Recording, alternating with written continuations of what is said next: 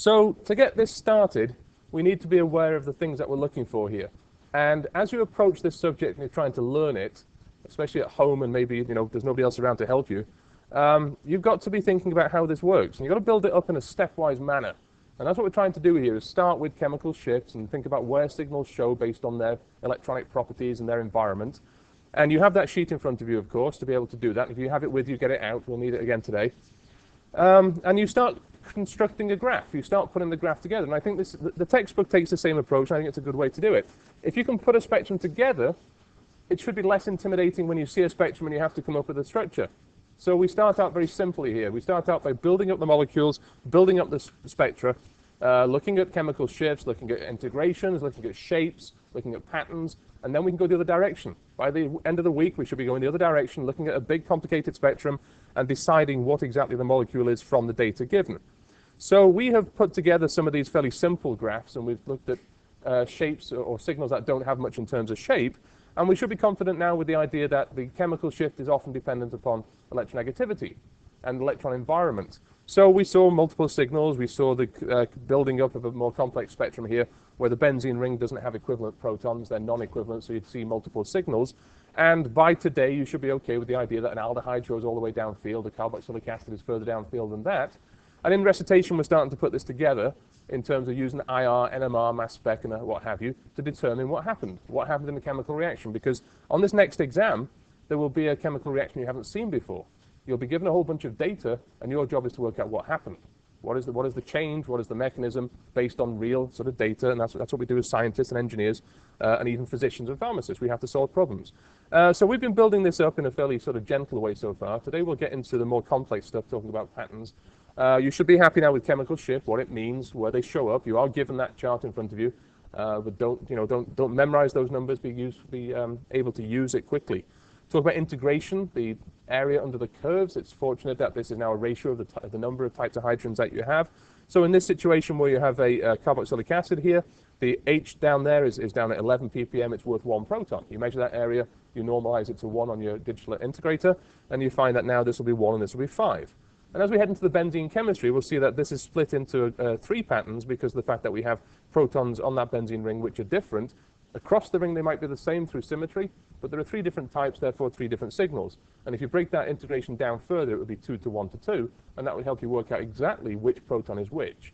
Now, for many of you heading into biomedical type stuff, or biological graduate work, this is now very useful for proteins, be able to work out protein structure, be able to work out complex polysaccharide and oligosaccharide structures. So we know the basics, then we can take it further. What we'll start talking about today are these shapes in more detail. Where do the shapes come from? How do you predict them? And then how do you use them to work out structure? So we're going to talk about n+1, and then when you see a graph, n-1. That'll tell you the number of neighbors. We started, I think, talking about these shapes, and we should spend some time worrying about what those things are, and then talk about where they come from. So very quickly, I'm going to start out today with this picture. And it shows you a spectrum with a molecule with 2 different types of H. Everybody in the class should be able to handle the fact that there are 2 different types of H in that molecule. And I've labeled them as red and blue. Now, chemical shift-wise, you should be okay with that straight away. The idea that the blue hydrogen is next to the chlorines. Chlorines are electron withdrawing, and so they de-shield, and so it goes further downfield. So the signal down at 5.5, 5.6, is for the blue hydrogen. It's small because there's only 1 of those blue hydrogens. On the right-hand side of the spectrum, we have the signal for the red hydrogens. It's large because there are 3 of them, so the area under the curve is greater, it's larger. In terms of their shapes, we've got to remember now it's all about the neighbors. The shape of the signal you are looking at is determined by the neighbors and their orientation in the big magnet. Okay, we're going to talk about the big magnet again and putting the molecule in this big magnetic field, and the magnets, the nuclei, will align themselves either with or against. You only have 2 options. And depending upon the alignment of those protons, you will see different, what we call interference patterns. We call them coupling patterns or shapes of signals, and this now will be very useful in terms of working out structure. So, chemical shift, we've done. You should be okay with that. Ask questions if you need to in recitation and office hours. In terms of shapes of signals, that's today. So this on the right-hand side has 2 lines associated with the signal. This is 1 signal. It is not 2 signals. It is 1 signal split into 2. And today we'll call it a doublet. I have a slide coming up which defines all of these words, so if you can't read my scribble, it'll all be laid out neatly for you. That's a doublet. We'll see how we know it's a doublet a little bit later when we talk about the relationship between the gap between those lines and the gaps between those lines. They happen to be the same. If they are coupling, you will get the same gaps between the lines, and that's how you work out they are actually neighbors. So we have a doublet, and down here we have a signal that has 4 components to it. It is not 4 signals. It is one signal split into 4 components. Okay, and we'll call this a quartet. Okay, quartet. And please learn these names properly so that when you go out into the big wide world beyond the Mahoning Valley, you say them properly. Okay? So now we've got a quartet and we've got a doublet. We've got to worry about where these things come from. So to get this started, we'll just say, okay, in the case of the blue hydrogen, how many neighbors do we have? 3. So what's n plus 1? 4, right? So n equals 3, n plus 1 equals 4. It's that simple. That tells you you're expecting to see a signal with 4 components to it. Now the shape of that signal and the actual geometry of this thing, why are the 2 outer pieces lower and the 2 higher pieces higher, that's coming up in a second. But right now we're just trying to deal with n plus 1. Mikey.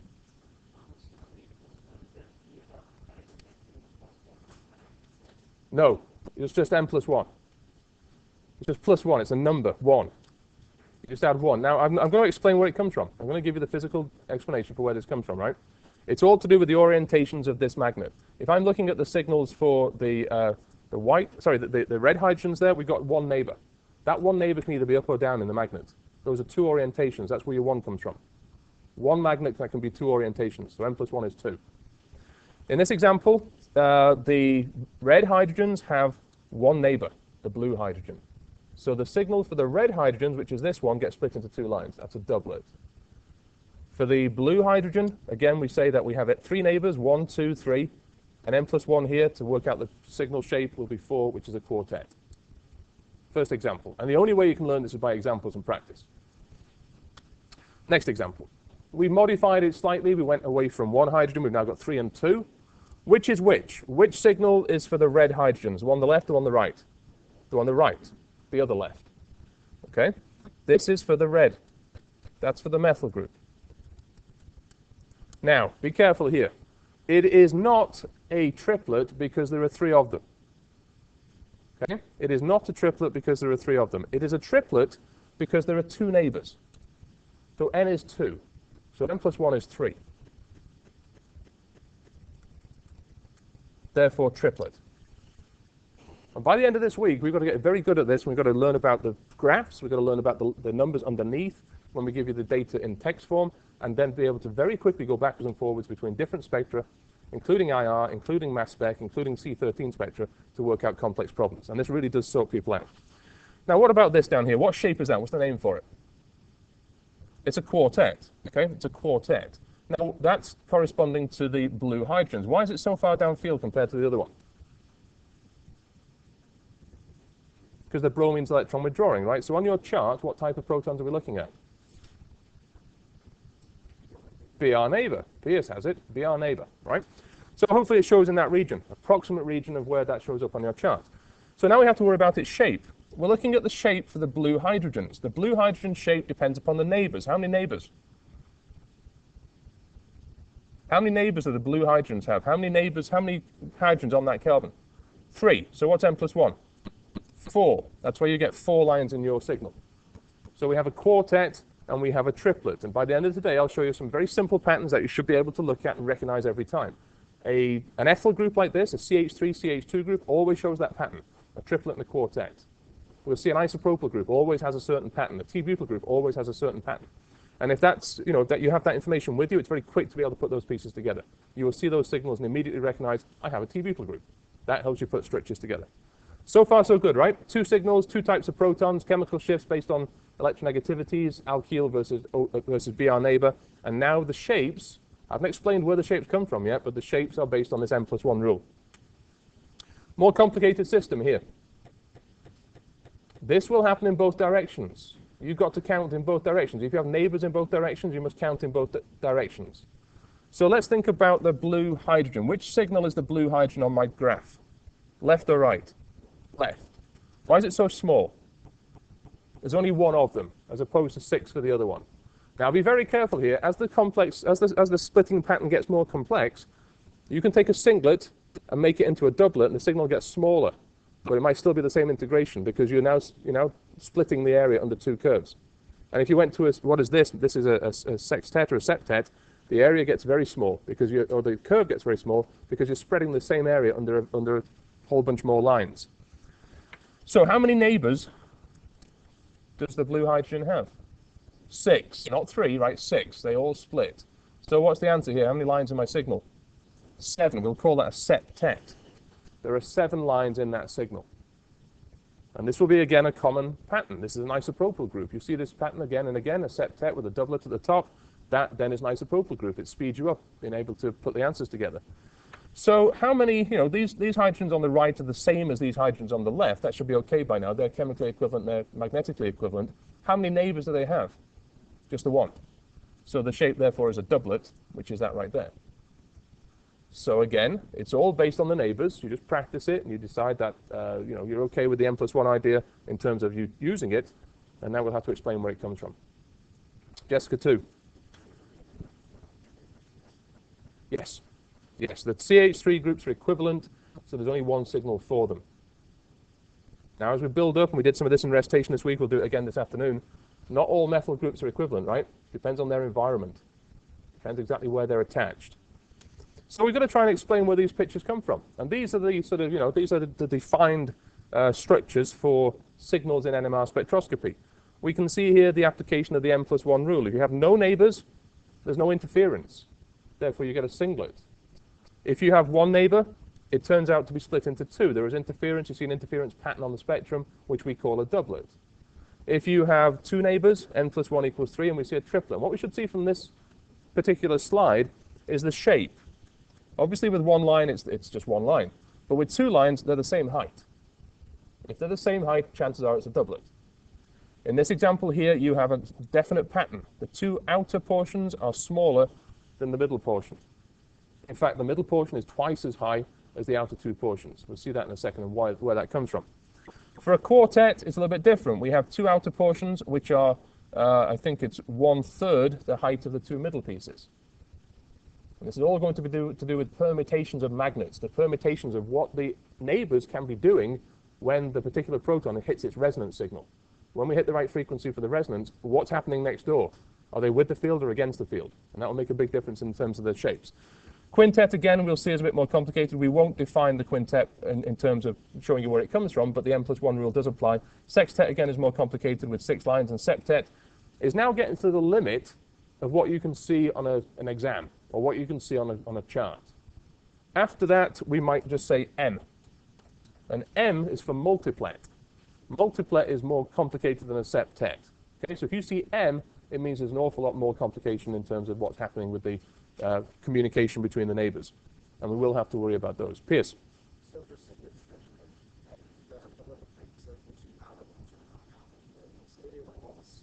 Then it's not a triplet.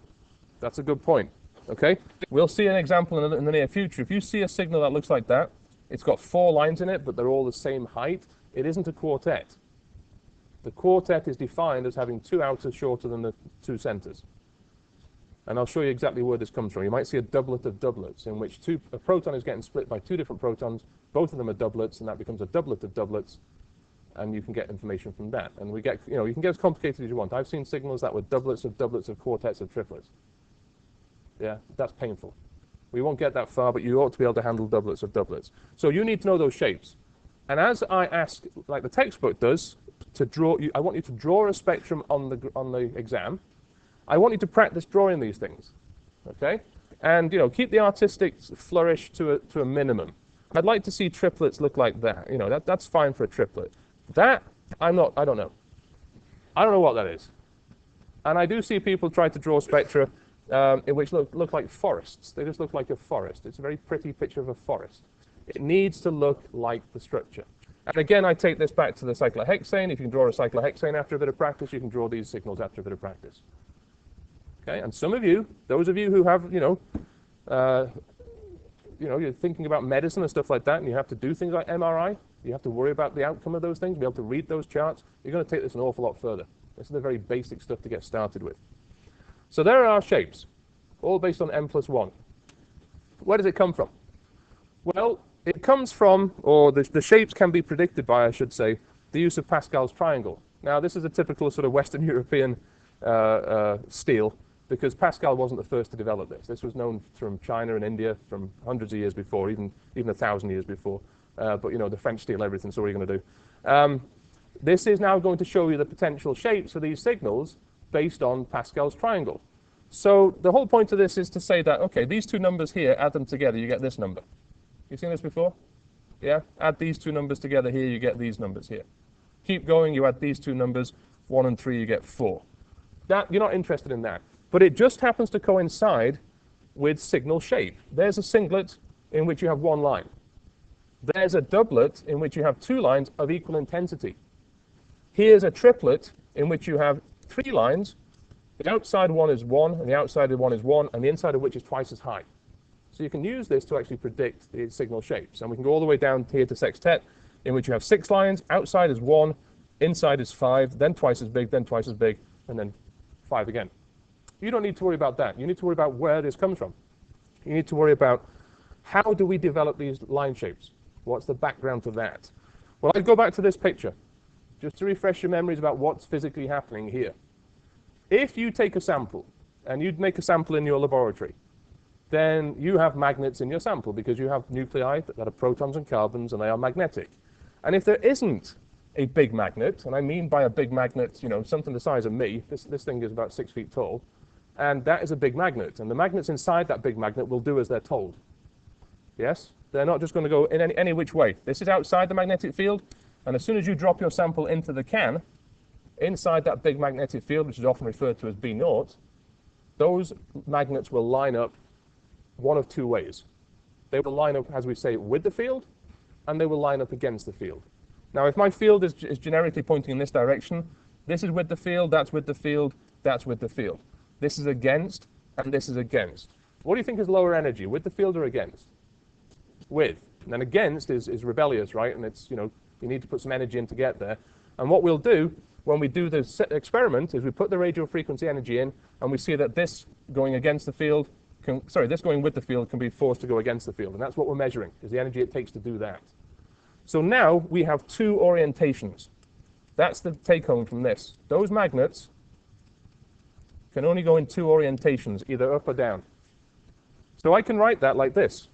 My nucleus can be up or my nucleus can be down.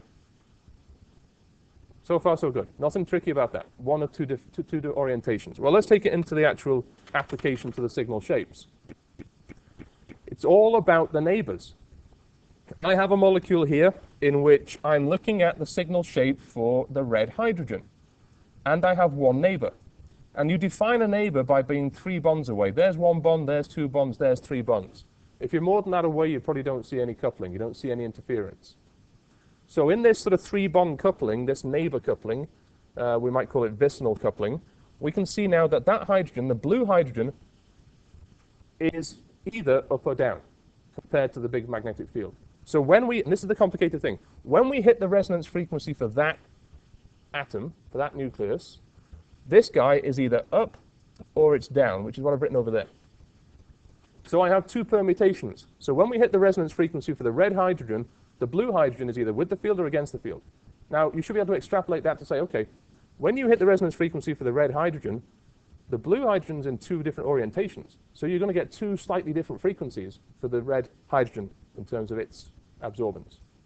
So what we're going to see, where we had a singlet, if we had no neighbors, and that was based on some place on the graph, maybe, you know, whatever ppm, you're going to see a split now, in which it splits to the left and to the right, but the average in the middle is the same as it would be for a singlet. So that doublet now is based on the orientations of the neighbors. Neighbor can be up or down. 2 different slight energies, 2 different slight frequencies for absorption, and therefore a doublet. That's it, 2 permutations. Ask the same question, what about for the blue hydrogen? What will its shape be? A doublet. We know that because we're using n+1, but the actual physical idea behind it is that the red hydrogen can also be either up or down. That changes the magnetic field slightly from having no neighbors. You're reinforcing it, or you're taking away from it, you get 2 slightly different frequencies, and you get a split, and that's what we call a doublet. All that text at the bottom is pretty much just what I said, I hope. Mikey.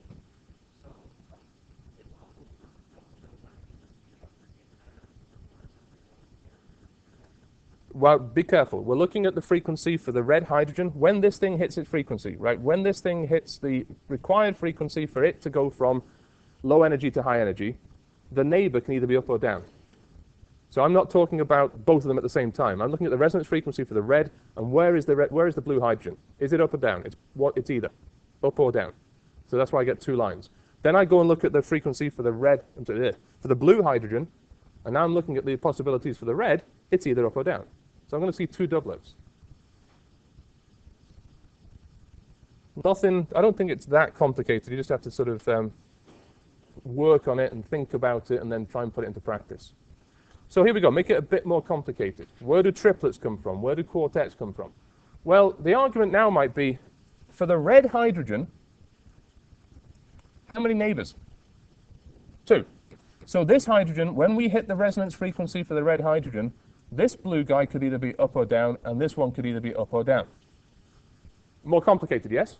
Certainly more complicated. So not a doublet anymore, not a singlet anymore. We know it's a triplet, but we have to see where it comes from. Well, if I've done this properly, I could argue that when we hit the resonance frequency for the red hydrogen, the signal shape will be affected by the blue hydrogens, and both of those blue hydrogens, this is maybe where you're going, Mikey, those two blue hydrogens can either both be up with the field, or they both can be down. That's a typo. They both should be down against the field. Okay? Or one can be up and the other one down, or the other one down and the other one up. And the relationship between the energies of these two are the same, right? If they're both equivalent hydrogens, the energies of those two circumstances are the same. So now we can see two outside lines which are smaller and an inside line which is bigger, and that's a triplet. So it just comes about from the reinforcement of that central line based on the fact that you have two of those possibilities, and again it's an interference pattern which nicely matches n+1. So if you have two neighbors, the possible orientations of those magnets when you hit the frequency for the red hydrogen is like that. And I don't think you can come up with any more. If they can only be up or down, that's all you can do. And you get a triplet. Okay, maybe. Think about it. What about the blue hydrogens? How many neighbors? One. What possible orientations do we have for the red hydrogen? Two, up or down. Up or down is what? A doublet. So the patterns make sense. If you're happy with that, we can move on. We can do a quartet. The quartet is more complicated again. We won't do a quintet because it'll take all day. But the quartet just solidifies this. It makes it make sense. So this is showing you where the n+1 stuff comes from. Obviously, that's more complicated. But if you look at it and take your time with it, yes, it fits Pascal's triangle. That's a nice coincidence. But you can work it out. So for the red hydrogen, I'm looking at its signal. Its signal is affected by the neighbors. How many neighbors do I have? 3. What's n+1 then? What shape should I expect? Quartet, but here's where it comes from. This hydrogen, I am seeing its signal on the graph. And I am seeing its signal based on the shape of the signal, based on the orientation of this, which is either up or down, or this, which is either up or down, or this, which is either up or down. Again, more complicated, yes. So I need to have, I've got 3 hydrogens, I expect 3 orientations when we hit the resonance frequency for the red hydrogen. If the blue hydrogens are all up, there's one line of that signal. If the blue hydrogens are all down, there's another line, another signal, part of the signal. And there's only one possibility for each of those, right? They can all either be up or they can all either be down. That's why there's only one possibility out there. Well, when you start messing with this and you start looking at the other orientations, how about 2 of them are up, 1 of them's down, but 2 different ones are up, a different one is down. 2 different ones are up, different one is down. There are 3 permutations there. If you can find more, let me know, because nobody else has done this, right? That's not worked so far. There are only 3. Now, on the right-hand side, I can have 2 down, 1 up, a different 2 down with a different 1 up, or a different 2 down with a different 1 up. So now I've got 4 different orientations, potentially different orientations for the protons next door. And in terms of what they look like, there's the outside line, there's an inside line, there's an inside line, and there's an outside line. That's a quartet.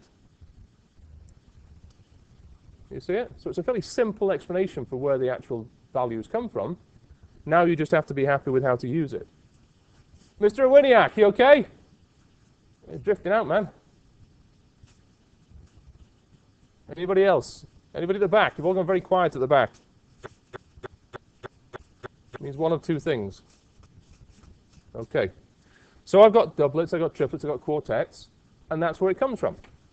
And you will see this type of shape on a spectrum, on a graph. You'll see it in, I think the next lab experiment is based on this stuff, so you'll learn all about that in there.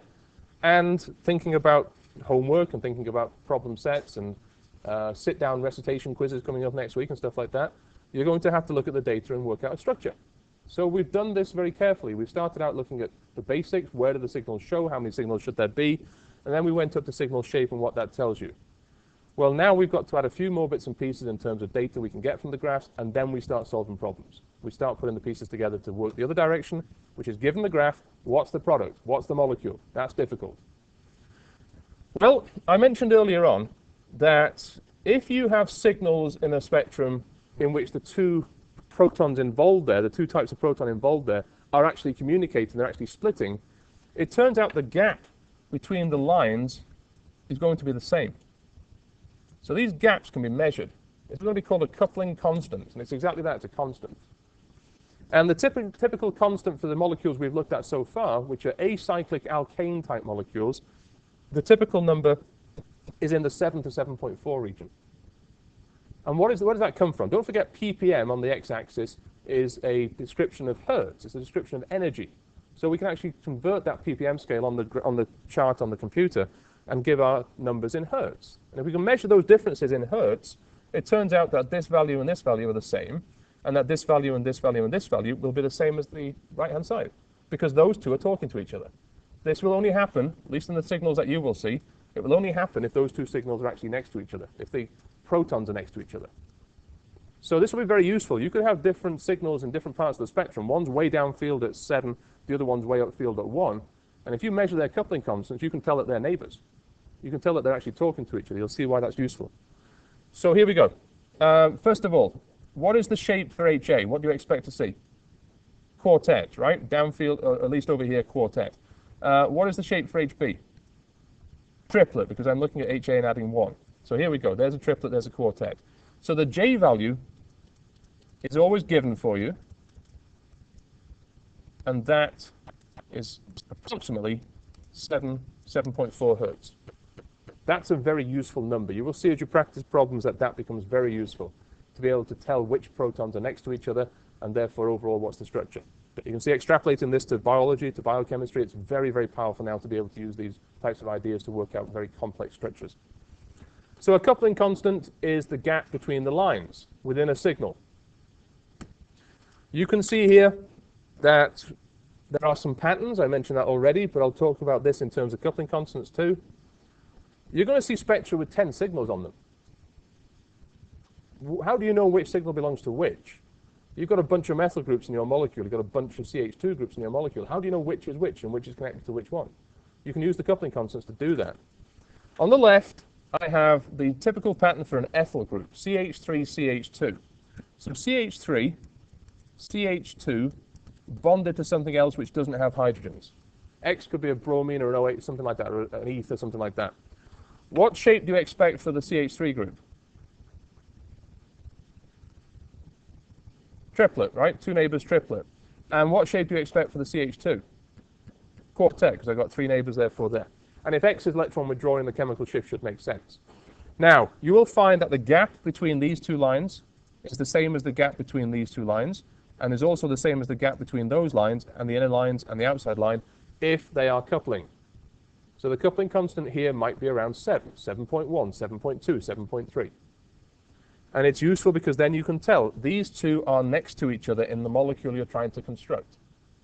You'll be given a formula, you'll be given all the data, you have to put the molecule together. And with that type of extra information, it becomes a lot easier. You can start to match patterns in the spectrum. So an ethyl group will always look like that. CH3, CH2 always has this quartet, always has this triplet. We move on to the isopropyl group.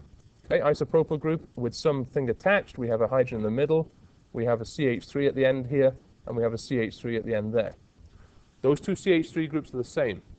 Should be okay with that. Chemical equivalence, magnetic equivalence. In the middle over here, I have one single hydrogen. You can see down here it's a tiny signal. It's only worth 1, and it's split into a whole bunch of lines, so the signal gets smaller. Still the same area, one hydrogen, but it's smaller because now the lines are split. So what is the shape for the hydrogen in the circle? Septet. I've got 6 protons, I've got n plus 1 is 7, we call that a septet, and that's what's shown down here. Now you'll ask the question, I can't see that septet. Well, you'll find from now on that the actual data will be given to you underneath as well in a linear form, so you'll be able to see exactly what is in there. You'll see the shape and the coupling constant and the chemical shift, and it's all in there. Well, what about the CH3 groups? How many neighbors? 1. What shape? Doublet, right? So there's a doublet. Not quite the same heights. That's probably not a great picture, but they should be about the same heights. And that's a 6-hydrogen doublet. So that's definitely an isopropyl group every time. How do you tell it's an isopropyl group? How do you tell this septet is not just something off on its own and this 6H doublet is something different, not attached? You measure the gaps between. The gap between those two lines will be the same as the gaps between these lines. That's the coupling constant. That's what it's used for. Now, in most examples that we've seen so far, everything's been a simple acyclic alkane type system. And the reason we get these typical coupling constants of about 7 is all to do with Newman depictions. Going all the way back to Newman depictions, what do things prefer to exist as, in the eclipsed form or in the staggered form? Staggered, right? So you're going to see possibilities where hydrogens on neighboring atoms, there's a Newman depiction, there's a hydrogen at the front, there's a hydrogen at the back, they're neighbors. And they're going to sort of see, you know, the number that you get, 7, is kind of an average of all the possibilities of where those things can be orientated relative to each other, and that's where it comes from, if you have a freely rotating cycle. In terms of patterns, let's finish this off. Ethyl, dead easy. Isopropyl, very obvious when you're trying to build a complex molecule. T-butyl, not a big fan of that picture because it has this little shoulder there. Ignore the shoulder. What shape should a T-butyl group show as? Singlet, right? T-butyl has 3 methyl groups and something else attached here. So each of those methyl groups is equivalent, but no neighbors. X is not a hydrogen, so there's no splitting, so you see this large 9H singlet. Where do you think you'll see it in the spectrum if it's a T-butyl group? To the left, downfield, or to the right, upfield? Upfield, right? It's a simple alkyl group, so it should be upfield. So you see a big singlet, around 1 ppm, that's most likely a T-butyl group. That is really straightforward. Just to make sure this is okay, how do we know this signal at the bottom is not an ethyl group? The J values are different. The gap between there is different to the gap between there. They're not talking to each other. Okay? They are different. So now we've got most of what we need to start solving problems. We've got most of the bits and pieces we need to start putting spectra together and think about the other direction. Pierce?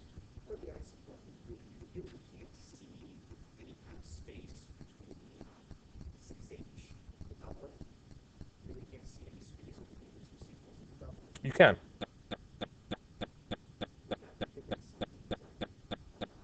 You would be given, like I say, underneath, you would be given the fact that at maybe 1 ppm, there is a 6H doublet, and J equals 7.1 hertz.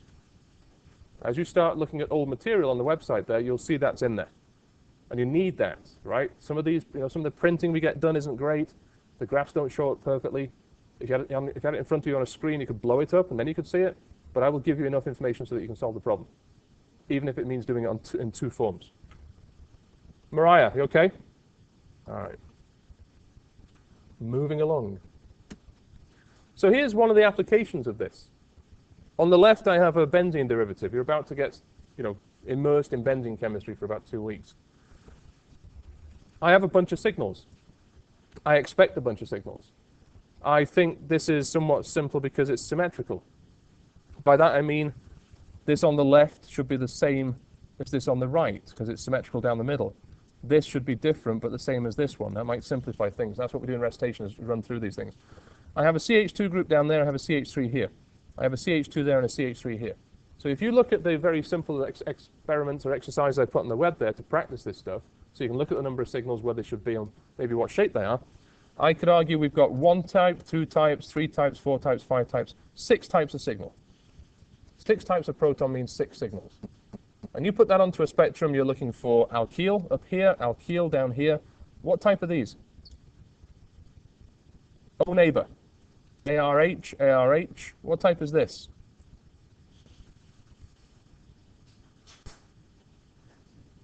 Benzylic. Benzylic. You need to know this by yesterday. Benzylic. Okay, so now from the chart, you can expect to put the pieces together and put a graph together. But what about shapes? What shape should the red hydrogens be? Triplet, what about the blue hydrogens? Quartet. Down at the bottom, what about, I don't know what colour that is. Any guesses? Chartreuse? I have no idea what that is. What's the shape of that signal? Triplet, you've got two neighbours. What about the scary green ones? What shape are they? Quartet, right? So now the problem is you're going to get two signals, both of which have triplets and quartets. How do you know which is which? You do the chemical shifts a little bit, but then you'll see a spectrum like that. If you predict this using ChemDraw, which you can do to practice more yourself, you'll see that you get the two ARH type absorbances all the way down there. 7, which makes sense. That's where they should show. And what about this? It's fairly easy to see which one this is. That's a quartet, which is either the blue CH2 or the green CH2. Which one is it? It's down at 4 ppm. So is it next? It's the green, right? Because that's next to the O. So that would be OCH2. And then this one would be the other one. This one would be the benzylic blue CH2. The problem is here. Now, for an organic chemist or a pharmaceutical chemist, it's absolutely necessary you know which is which. And as you go into bioorganic and biochemistry and you think about protein structure, which is way more complicated than this, you absolutely have to know which signal belongs to which as you're studying a material. So how do you know which is which here? We've got a problem. You might well be able to measure their coupling constants. There's the actual definitions. You might well be able to measure their coupling constants, which are the gaps between those signals. Now, Piers, before you ask, on the computer we can expand this thing. We can make it bigger, so it's large. And then you can measure exactly what's in between. You can measure the gaps in between those lines. And one of those signals might have a coupling constant of 7.1, and the other one might have a coupling constant of 7.2. And that's enough difference. Because downfield, one of these signals will be 7.1, one of these will be 7.2, and you can match them. You can say exactly which they belong to. And that's very useful and very powerful. Piers.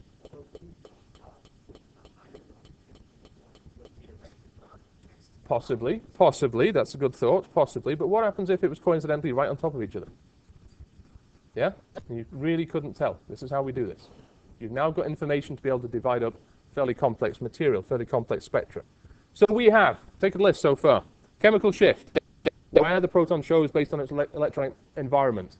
We have so far the size of the signal, or the area under the curve, which is about the integration, which gives you the number of each type. You have the shape of the signal. The shape of the signal tells you the neighbors. Triplet means 2 neighbors, quartet means 3 neighbors, stuff like that. And then you have the coupling constant. The coupling constant is the last sort of icing on the cake that often helps you solve tiny little problems within problems. So we have lots of information now, lots of powerful information. But we've done simple examples. We have to get to the point where we can do complex examples. What this slide is going to show you is that n+1 will work even if your neighbors are on different carbons. If you look back to what we've done so far, all the n+1 stuff we have done has been about this with one type of neighbor, this with one type of neighbor, and then over here, this doesn't have any neighbors. It's been fairly simple, where n+1 was based on the carbon here and the carbon here communicating. What if you have carbons in a row? How do they communicate? Well, fortunately, you do the same thing. The difference in this molecule, for those of you taking notes, is that, let's say, the red hydrogens have 2 different types of neighbor now. We didn't see that yet. We saw the, pink hydrogens at the end have 1 type of neighbor, the green. And the blue hydrogens have 1 type of neighbor, the red. That's what we did. We really didn't talk about green and red in terms of having multiple types of neighbors. Now make a note of this. If the molecule is acyclic, and if the molecule is free to rotate, as we saw with Newman depictions a while back, it turns out the coupling constants average out and it works. So n+1 will work even if you have protons to your left and to your right. You simply add them together and add 1. And that's the shape of your signal. So the interference patterns will be the same for acyclic systems. It gets way more complicated in other systems where it's cyclized or where it's an alkene. We'll save those for Friday. But in an acyclic system where it's freely rotating, you get average coupling constants of about 7.1 hertz. That's useful. That tells you that the signals should add up in an n+1 sense, and that will give you the same outcome.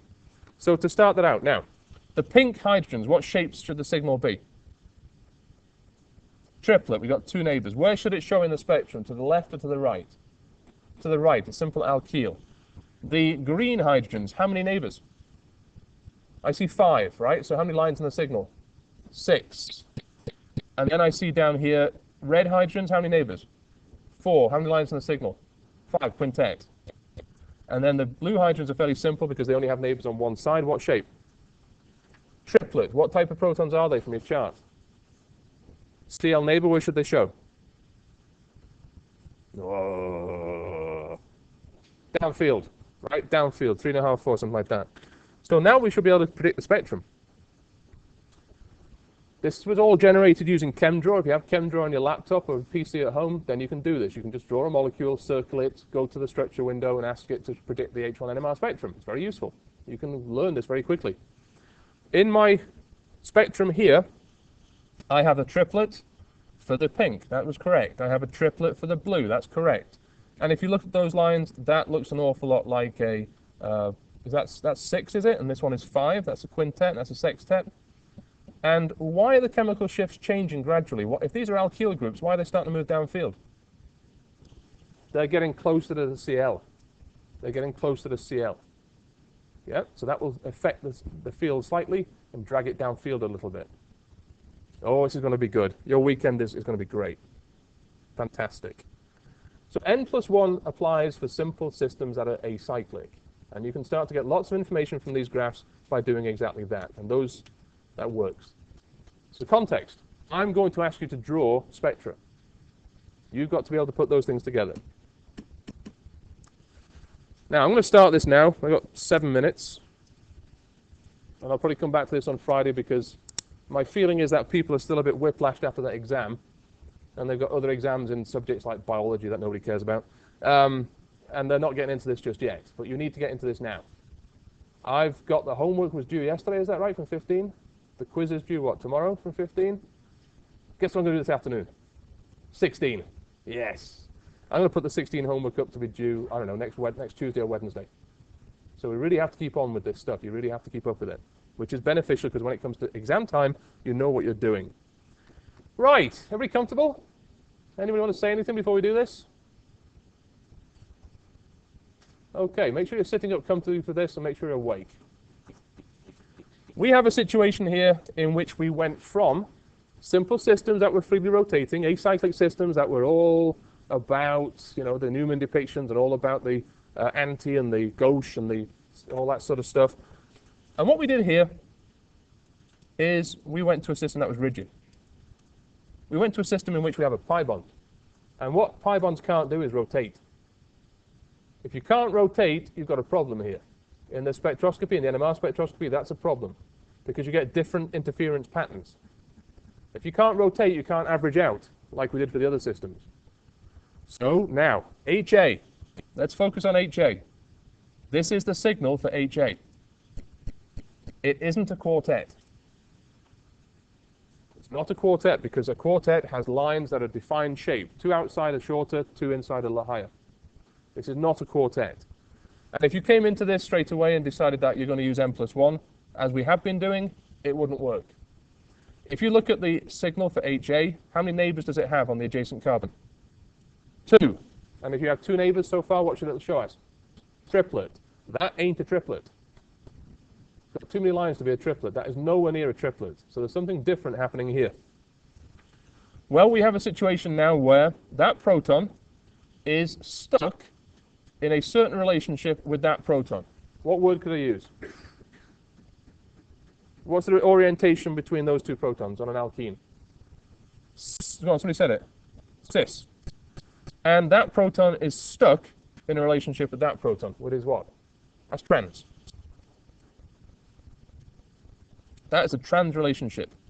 And guess what? You can't rotate. So you can't average out like you did for the other system. Now, for reasons that are sort of beyond the scope of what we're doing, you get different coupling constants if you're cis or trans. And these are numbers you should know. This will help you decide at the end of a problem, I have an alkene, is it cis or is it trans? These numbers will help you work that out. It turns out that for the relationship between HA and the trans proton, J is about 16 hertz. It's much bigger than an alkane type system. And the relationship for the cis is about 12 hertz. So those are numbers you should know. Cis is 12 hertz, trans is 16 hertz. Well, guess what? We said so far that if you have neighbors on different carbons to your left and right, and you have the same average coupling constant, n plus 1 works. And if you have a proton over here and a proton over here, that's 2, you'll see a triplet for the middle proton. Because that works in acyclic systems which are freely rotating. Now you're not rotating. Now you're stuck in this rigid alkene. So we will see HA split twice. This is now like two different neighbors which are coupling differently to HA. So we will see a split of 16 hertz between HA and the trans proton. And we'll see a split of that signal into two lines again by the blue proton, the cis proton. So the first one is a doublet from the trans orientation, and then those two lines get split again into doublets. So what we're developing here is something called a doublet of doublets, DD. If you like this stuff, come and say hi. You can look at my PhD thesis, which we had stupid things like doublets of triplets of quartets of monstrous things. It was horrible. Doublet of doublets. And that tells you maybe you have an alkene in there. All of a sudden we've got useful information. Those two lines now, those two different numbers will tell you if you've got a cis or a trans alkene. Now we draw this as follows. There's the initial HA if it was a singlet. That's if there was no splitting. When we draw these little triangles, which I can show you how to do this, if maybe the honors people will do this sort of stuff, we split it into a doublet based on the large coupling constant first. So that gap, that's now a doublet based on HA splitting with the trans proton.